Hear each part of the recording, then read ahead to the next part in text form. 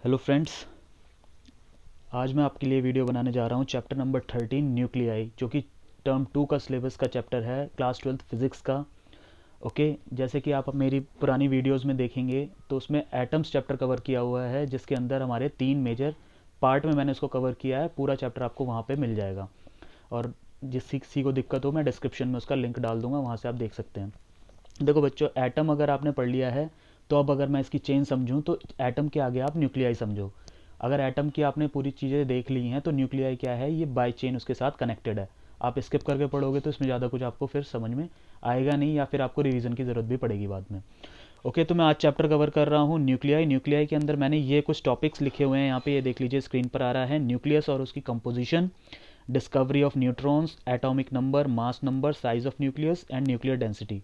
ये सारी चीज़ें आज हम अपनी इस वीडियो में कवर करेंगे बहुत जल्दी जल्दी।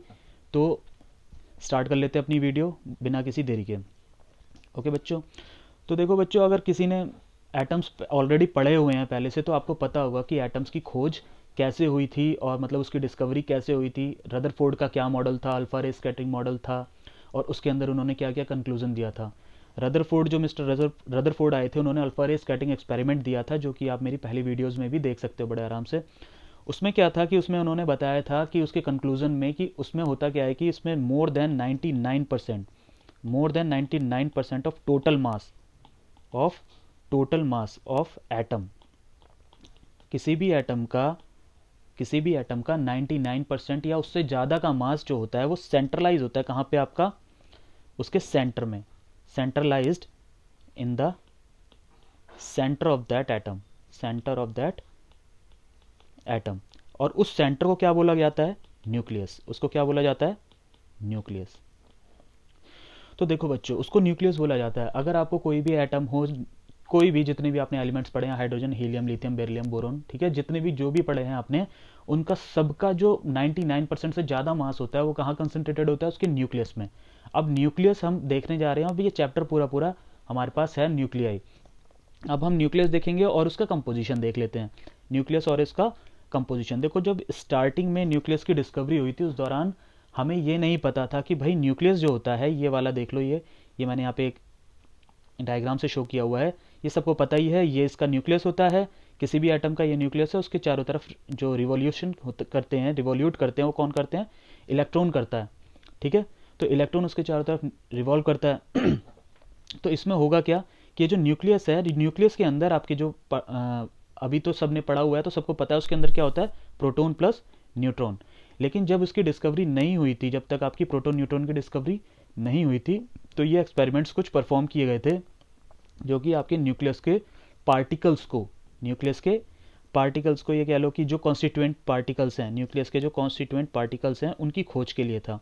अब न्यूक्लियस के कॉन्स्टिट्यूएंट पार्टिकल्स को पहले, जब तक जब तक खोज नहीं हुई थी, तब तक उन पार्टिकल्स को क्या बोला जाता था? तब तक उन पार्टिकल्स को बोला जाता था न्यूक्लियॉन्स। क्या बोला जाता था? न्यूक्लियॉन्स। जब तक हमें नहीं पता था कि न्यूक्लियस के अंदर क्या है, तब तक हम उसको न्यूक्लियॉन्स बोलते थे। न्यूक्लियॉन्स का मतलब हो गया कि हमने उसके अंदर प्रोटॉन और न्यूट्रॉन के बारे में नहीं पता था। बस उनके रदरफोर्ड के मॉडल में ये तो क्लियर था कि हाँ, सेंटर पे आपका पॉजिटिव मास होता है। पॉजिटिव मास होने की वजह से वो पॉजिटिवली चार्ज होता है, पूरा सेंट्रली पॉजिटिव होता है। अब वो जो पॉजिटिव मास होता है वो सबको पता है, वो प्रोटॉन की वजह से होता है। अब ये न्यूट्रॉन का कंसेप्ट कहाँ से आया, न्यूट्रॉन क्या थी, या न्यूट्रॉन की खोज कैसे हुई, नेक्स्ट टॉपिक में हमारा वही है, डिस्कवरी ऑफ न्यूट्रॉन। तो देखो बच्चों, इसका कंपोजिशन तो मैंने आपको बता दिया है, और अगर आप पिछली वीडियो मेरी देखेंगे तो उसमें आपको साफ साफ समझ में आएगा भी कि जो न्यूक्लियस का साइज़ होता है 10⁻⁻15 के ऑर्डर का होता है, जबकि एटॉमिक साइज़ जो होता है आपका, एटॉमिक साइज़ जो होता है वो 10⁻10 के ऑर्डर का होता है। यानी इन दोनों में जो 10⁻4 टू 10⁻5 टाइम्स का फ़र्क होता है। जो आपका एटम होता है ना बच्चों, वो आपका न्यूक्लियस से 10⁻4 और 10⁻5 टाइम्स लार्जर होता है, या बिगर होता है, एक तरीके से कह लीजिए। ये बहुत बड़ा रेशियो होता है, लाखों गुना। ठीक है, तो कंपोजिशन की बात हमने यहाँ पे कर ली है। अब हम यहाँ पे जल्दी से डिस्कवरी ऑफ न्यूट्रॉन भी देख लेते हैं। डिस्कवरी ऑफ न्यूट्रॉन बच्चों, इसमें क्या हुआ था, या डिस्कवरी ऑफ न्यूट्रॉन किसने करी थी? सबको पता है, और जिसको नहीं पता है वो यहाँ पे जान लीजिए, वो करी थी जेम्स चैडविक जी ने। ठीक है, जेम्स चैडविक जी ने ये काम किया था। अब इन्होंने किया कैसे था भाई, सबने अल्फा रे स्कैटरिंग एक्सपेरिमेंट पढ़ा है, वहाँ के कुछ कंक्लूजन्स थे। वहाँ के कंक्लूजन्स क्या थे कि जब आपका अल्फा पार्टिकल बॉम्बार्ड कराया जा रहा था बहुत हाई स्पीड से, जब आपका अल्फा पार्टिकल बॉम्बार्ड कराया जा रहा था बहुत हाई स्पीड से, किसके ऊपर, एक गोल्ड फॉइल के ऊपर। वहाँ पे मैंने एटम के चैप्टर में जो फर्स्ट मेरा वीडियो उसमें मैंने कवर किया हुआ है, जाके आप वहाँ से भी देख सकते हो उसको। जो अल्फा पार्टिकल यहाँ पे कराया हुआ था वो किस पे, कौन से उस पे कराया गया था भाई, उसको बेरिलियम के सोर्स से करवाया गया था। तो बेरिलियम का जो सोर्स था वहाँ पे आपका, बेरिलियम का जो सोर्स था आपका, उसके ऊपर कराया गया था। तो उसमें हुआ क्या था कि कुछ न्यूट्रल रेडिएशंस भी ऑब्जर्व करी गई थी वहाँ पे। क्या ऑब्जर्व करी गई थी भाई, पॉजिटिव तो था ही, जो चार्ज जा रहा था, पॉजिटिव चार्ज जा ही रहा था, वो प्रोटोनिक वजह से था, लेकिन कुछ न्यूट्रल रेडिएशंस भी वहाँ से एमिट हुई थी जो कि ऑब्जर्वेशन में आई थी बाद में। अब उसको देखा गया तो उसको एज अ एप्लीकेशन ऑफ, जब उसको हमने डाल के देखा as a application of energy and momentum. भाई क्या होती है हमारी application of conservation of energy and momentum, सबको पता है कि भाई एनर्जी जो है उसके साथ एक लॉ एसोसिएट होता है, that is conservation of energy. Okay, conservation of energy ये आपका बेसिक फिजिकल लॉ है, सबको पता है। इसके साथ ही बेसिक फिजिकल लॉ मोमेंटम का भी है। ओके, ये मोमेंटम का भी आपका बेसिक फिजिकल लॉ है, कंजर्वेशन ऑफ मोमेंटम। तो बच्चों इसमें क्या हुआ था कि जब इस लॉ के अकॉर्डिंग हमने देखा था, इस लॉ के अकॉर्डिंग जब हम देख रहे थे, तब ये देखा गया था कि वो जो एनर्जी और मोमेंटम कंजर्व हो रहा है उसकी एप्लीकेशन के तरीके से, तो ये जो आपका न्यूट्रल पार्टिकल था ये कोई फोटोनिक पार्टिकल नहीं था, यानी ये फोटोन की तरह नहीं जा रहा था। जबकि इलेक्ट्रॉन, जो मैंने आपको लास्ट वाली वीडियो में अगर आप देखते हो एटम के पार्ट 3 में, तो उसमें क्या था कि फोटोनिक वे में आपका जो इलेक्ट्रॉन था वो ट्रांजिशन कर रहा था लो एनर्जी स्टेट से हाई एनर्जी स्टेट में। ओके, तो अब इसमें क्या क्या था, जब उन्होंने ये कहा कि भाई वो फोटोनिक की तरीके से ट्रांसफर नहीं हो रहा है, तब उन्होंने ये चीज़, मतलब इस पजल को सॉल्व कर पाए थे कौन, जेम्स चैडविक जी।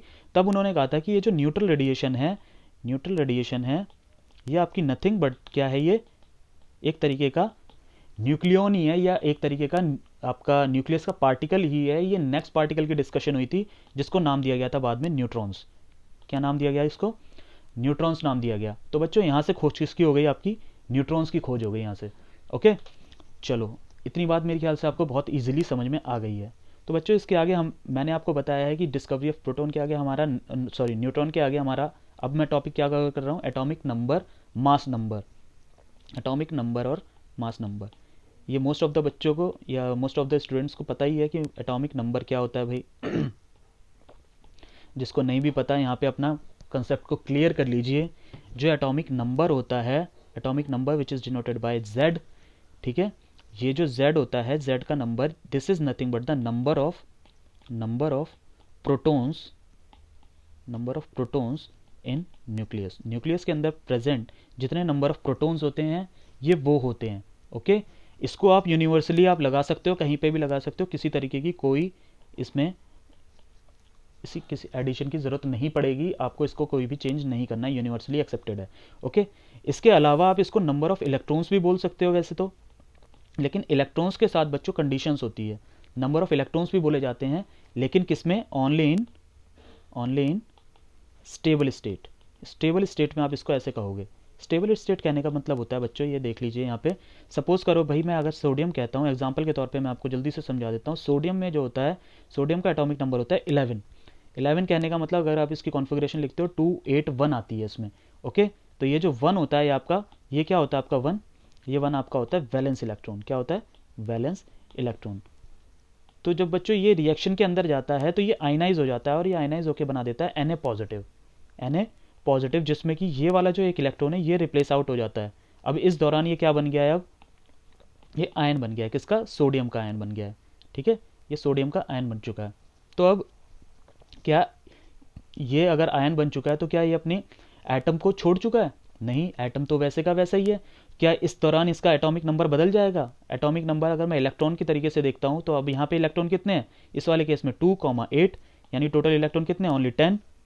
तो ओनली 10 कहने का मतलब क्या इसका एटॉमिक नंबर 10 हो जाएगा, जी नहीं, ये गलत बात हो जाएगी यहाँ पे। तो ये अपनी स्टेबल स्टेट में नहीं है इस वक्त, स्टेबल स्टेट ये है आपकी, तो ये स्टेबल स्टेट रहेगी तो आपका क्या होगा, इसी का काउंट होगा number of electron. Okay, I hope आपको ये चीज़ समझ में आ गई है। तो अब यहाँ पे जो हमारा नेक्स्ट टॉपिक है वो क्या है, एटॉमिक नंबर देख चुके हैं हम, एटॉमिक मास देख लेते हैं। एटॉमिक मास क्या होता है बच्चों, जैसे कि मैंने अभी स्टार्टिंग में इसी वीडियो के मैंने आपको बताया, एटॉमिक मास जो होता है आपका, nothing but the mass of nucleus, mass of nucleus. और ये जो न्यूक्लियस का मास होता है ना, अभी मैंने आपको स्टार्टिंग बताया था कि 99% से ज़्यादा मास, यानी कि पूरे एटम का मास जो होता है वो सेंट्रली क्या होता है, सेंट्रलाइज होता है। कहाँ पे सेंट्रलाइज होता है, न्यूक्लियस के अंदर। अब बच्चों न्यूक्लियस के अंदर क्या होता है, सपोज करो ये वो न्यूक्लियस है, तो न्यूक्लियस के अंदर प्रोटॉन भी होता है और न्यूट्रॉन भी होता है। ओके, तो आपका क्या होगा कि ये जो ए है यानी एटॉमिक नंबर है, that is equal to number of protons plus number of neutrons. Number of protons plus number of neutrons, ये प्रोटॉन्स है और ये न्यूट्रॉन्स है। ओके, तो ये वाला बात बड़ी अच्छे से समझ में आ गई है। ओके, तो हम यहाँ पे एटॉमिक मास निकाल देंगे, वो क्या हो जाएगा आपका number of protons plus number of neutrons. Okay, यहाँ पे इसमें बिल्कुल भी कंफ्यूज होने की ज़रूरत नहीं है। और अगर थोड़ा सा भी इसको एडिट करके देखें या मतलब और दूसरे तरीके से, तो आप यहाँ पे z का भी यूज़ कर सकते हो, एटॉमिक नंबर हो जाता है ये। भाई एटॉमिक नंबर क्या था आपको बताया था मैंने, जस्ट इससे ऊपर ही बताया कि एटॉमिक नंबर क्या है, वो नंबर ऑफ प्रोटॉन है। तो नंबर ऑफ प्रोटॉन की जगह पे आप क्या यूज़ कर सकते हो, एटॉमिक नंबर भी यूज़ कर सकते हो, तो इसमें कोई इशू वाली बात नहीं है। ओके, चलिए ठीक है। जो हमारा नेक्स्ट टॉपिक है वो साइज ऑफ न्यूक्लियस पे है। इसके अंदर जो मैं कवर कर रहा हूँ वो साइज ऑफ न्यूक्लियस कवर कर रहा हूँ। देखो बच्चों, मैंने बताया था साइज ऑफ न्यूक्लियस जो है वो 10⁻⁻15 के ऑर्डर का होता है। 10⁻⁻15 के ऑर्डर का मतलब ये बहुत ज़्यादा छोटा होता है, बहुत ज़्यादा छोटा। यानी अगर मैं किसी एटम की भी बात करता हूँ तो एटम से भी तकरीबन लाखों गुना छोटा पार्ट, मतलब इसका सेंट्रल पार्ट होता है, which is said nucleus. Okay, अब न्यूक्लियस का जो आपका साइज होता है, न्यूक्लियस का साइज क्या होता है बच्चों आपका यहाँ पे, न्यूक्लियस, भाई क्योंकि न्यूक्लियस क्या है आपका एक स्फेरिकल शेप है, तो स्फेरिकल शेप का वॉल्यूम क्या होता है, वॉल्यूम ऑफ स्फेयर हम यूज़ करेंगे यहाँ पे, देख लो वॉल्यूम ऑफ स्फेयर। तो वॉल्यूम ऑफ स्फेयर क्या होता है बच्चों, 4/3πr³, सबको ही पता है। ओके, तो ये तो वॉल्यूम ऑफ स्फेयर हो गया।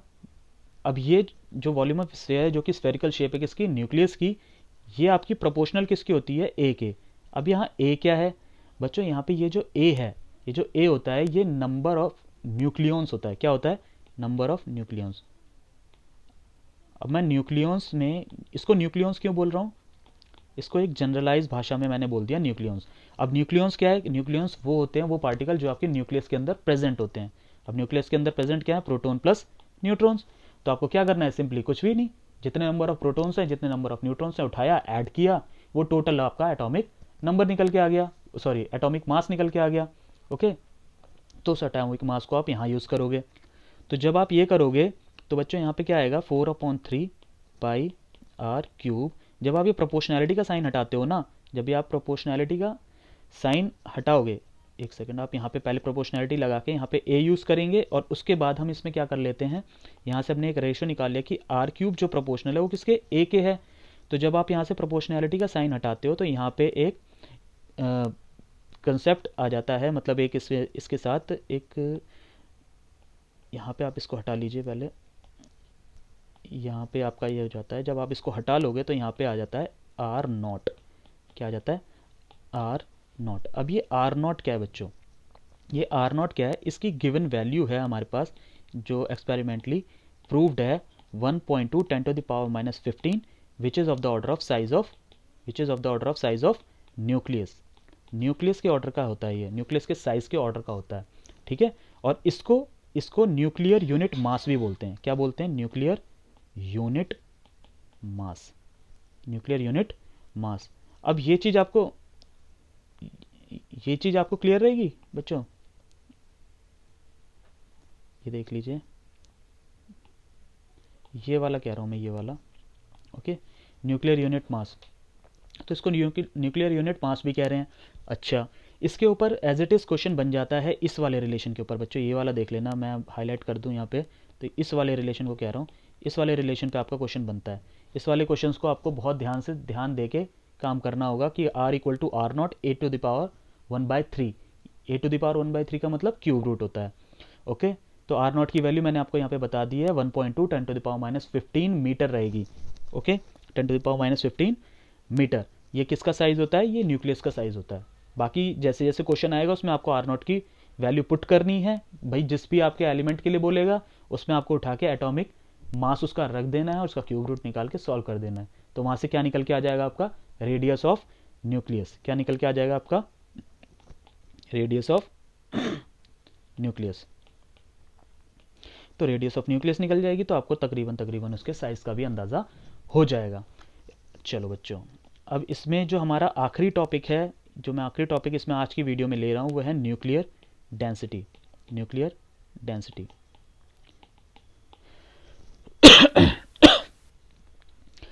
तो बच्चों न्यूक्लियर डेंसिटी, जैसे कि डेंसिटी का फॉर्मूला सबको पता ही है। डेंसिटी का फॉर्मूला क्या होता है भाई? डेंसिटी का फॉर्मूला क्या होता है? Rho equal to mass upon volume. यही होता है फॉर्मूला, और कुछ होता है? यही होता है, rho equal to mass upon volume. अब मास क्या है भाई? अगर मैं न्यूक्लियस की बात कर रहा हूँ तो ये मास क्या है? ये वही मास है आपका, टोटल मास जो भी आप यूज़ कर रहे हो इसके अंदर, है ना। तो ये तो हो गया, ए तो हो गया आपका मास ऑफ, मतलब टोटल नंबर हो गया कि आपका टोटल नंबर ऑफ न्यूक्लियंस उसके अंदर कितने हैं। न्यूक्लियंस क्या है मतलब? मैं बार बार जनरलाइज वर्ड यूज़ कर रहा हूँ, न्यूक्लियस। न्यूक्लियंस इसका मतलब हो गया कि कितने नंबर ऑफ प्रोटॉन है, कितने नंबर ऑफ न्यूट्रॉन है, सबको एड अप, ठीक है। तो उसका एक जनरलाइज भाषा में न्यूक्लियंस बोल रहा हूँ मैं यहाँ पे, क्योंकि न्यूक्लियस चैप्टर पढ़ रहे हैं हम। तो ये नंबर ऑफ न्यूक्लियंस आ गए, और अगर मैं मास से मल्टीप्लाई कर दूँ इनको, तो ये टोटल मास हो जाएगा। क्या हो जाएगा? Total mass. और वॉल्यूम क्या है? अभी अभी हमने ऊपर देखा था भाई, वॉल्यूम क्या है? स्फेरिकल शेप का आपका न्यूक्लियस है, तो 4/3 pi r cube. 4/3 pi r cube.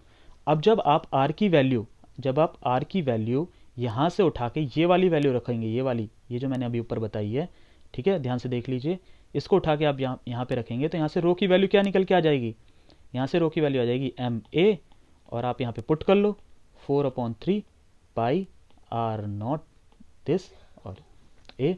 जब आप ये वैल्यू पुट करोगे, इसको आप और थोड़ा सा सिंप्लीफाई कर लो, तो सिंप्लीफाई करने के बाद आपका क्या जाएगा? 3m अपॉन, ये ए से ए तो कैंसिल ही हो जाएगा, तो 3m upon 4 pi r not cube.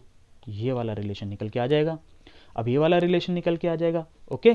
तो ये बड़े आराम से आप यहाँ पे इसको सॉल्व कर लेंगे। डेंसिटी जब भी न्यूक्लियर डेंसिटी निकालने के लिए आएगी बच्चों, तो इस चीज़ का ध्यान रखेंगे कि आपके लिए न्यूक्लियस की डेंसिटी पूछ रहा है, न्यूक्लियस की, तो उसके अंदर का जो भी पार्टिकल है, दैट इज प्रोटॉन और न्यूट्रॉन, ठीक है, उसके मास का आप यूज़ करेंगे यहाँ पे, उसका मास। देखो बच्चों, प्रोटॉन और न्यूट्रॉन, इनका जो, इन दोनों का जो मास होता है वो तकरीबन तकरीबन सेम होता है, 10⁻⁻27 के ऑर्डर का होता है। और इलेक्ट्रॉन इनसे हल्के होते हैं, और वो 10⁻31 kg के ऑर्डर के होते हैं, ओके। तो जब आप यहाँ पे इनका मास निकालने की कोशिश करोगे, ओके, तो इसका सॉरी डेंसिटी निकालने की कोशिश करोगे, तो इसकी जो डेंसिटी आती है तकरीबन तकरीबन ऑफ ऑर्डर आती है आपकी 2.3 10⁻17 kg पर मीटर क्यूब। 17 kg पर मीटर क्यूब। देखो मैंने यहाँ पे यूनिट का ध्यान रखना, यूनिट kg पर मीटर क्यूब यूज़ कर रहा हूँ। अगर आप इसको ग्राम पर सेंटीमीटर क्यूब यूज़ करोगे, तो इसमें सब्सिक्वेंटली आप उसमें जो भी चेंजेस करोगे कर सकते हो। केजी को ग्राम में कन्वर्ट कर लीजिए, और नीचे मीटर को सेंटीमीटर में कन्वर्ट करके वो थोड़ा और चेंज हो जाएगा। तो इस ऑर्डर का आपका उसका डेंसिटी हो गया। अब ये देख रहे हो कितनी हाई डेंसिटी है, 2.3 10⁻17 kg पर मीटर क्यूब। इतनी हाई डेंसिटी होने की वजह से ही जो आपका न्यूक्लियस का सेंट्रल पार्ट होता है वो बहुत ही ज़्यादा ठोस कह लीजिए, और बहुत जितना छोटा होता है उतना वो स्टेबल भी होता है, और साथ ही साथ बहुत ज़्यादा हार्ड पार्ट भी होता है वो एटम का। बिल्कुल सेंट्रलाइज्ड पार्ट है, जो कि आपका लाखों गुना छोटा होता है पूरे एटॉमिक साइज से। ओके बच्चों, लेट अस सी हमने और क्या क्या टॉपिक्स कवर करने के लिए उसमें ऊपर देखे थे। मेरे ख्याल से मैंने लास्ट इसमें न्यूक्लियर डेंसिटी लिया था, ये देख लीजिए। तो मैंने आपको इसमें सारी चीज़ें कवर करवा दी हैं तकरीबन तकरीबन। न्यूक्लियस और उसकी कंपोजिशन बता दी है, discovery of neutron James Chadwick ने जो करवाई थी वो बता दी है, एटॉमिक नंबर एटॉमिक मास के बारे में बता दिया है क्या कंसेप्ट है। इलेक्ट्रॉन के साथ इसको बिल्कुल ही कंफ्यूज होने की ज़रूरत नहीं है, वो स्टेबल स्टेट में बोला जाता है हमेशा, ये ध्यान रहे। जिसको नहीं भी पता वो इस चीज़ को बहुत ध्यान से समझ ले। साइज़ ऑफ न्यूक्लियस बताया है यहाँ पे, साइज़ ऑफ न्यूक्लियस वो वीडियो में अभी आप देख भी सकते हो पीछे जाके।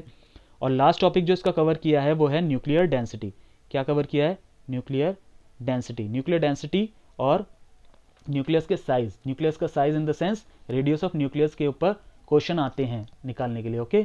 तो जब आपको ये पता होगा तो आपको आर नॉट की वैल्यू पता होनी चाहिए, और जब आप न्यूक्लियर डेंसिटी निकालोगे तब आपको पता होना चाहिए मास ऑफ न्यूक्लियॉन्स क्या है, यानी प्रोटॉनिक और न्यूट्रॉन का मास जो भी हो आप उठा के वहाँ पे पुट कर सकते हो। दोनों में से कोई एक का भी पुट कर लोगे तो आंसर आ जाएगा, कोई इशू नहीं है उसमें। आर नॉट की वैल्यू वही गिवन जो भी न्यूक्लियर मैंने आपको बताई थी, 1.2 10⁻⁻15 के ऑर्डर की थी, ठीक है। तो आप उसको वहाँ पे यूज़ कर लोगे, तो वहाँ से आपकी डेंसिटी निकल के आ जाएगी, ओके। तो बच्चों मैं आज की वीडियो अपनी यहीं तक रख रहा हूँ। ये न्यूक्लियस का आप ऐसा समझो इंट्रोडक्टरी पार्ट मैंने आपको यहाँ पे कंप्लीट कर दिया है। इसके आगे मैं आपको आइंस्टीन के मास रिलेशन वगैरह बताऊंगा और सारे वहाँ से एनर्जी से रिलेटेड कंसेप्ट बताऊंगा। ओके, तो न्यूक्लियस के साथ अगले चैप्टर में या अगले पार्ट में जो मेरा वीडियो आएगा उसके अंदर वो चीज़ें आपको देखने को मिलेंगी। आज की वीडियो मैं यहीं तक रख रहा हूँ। जिसको जो भी दिक्कत हो या जिसको कुछ भी अगर बताना हो, पूछना हो, कोई भी वीडियो से रिलेटेड क्वेरी हो, वो कमेंट सेक्शन में आप डाल सकते हैं। Thank you so much. आज की वीडियो यहीं तक।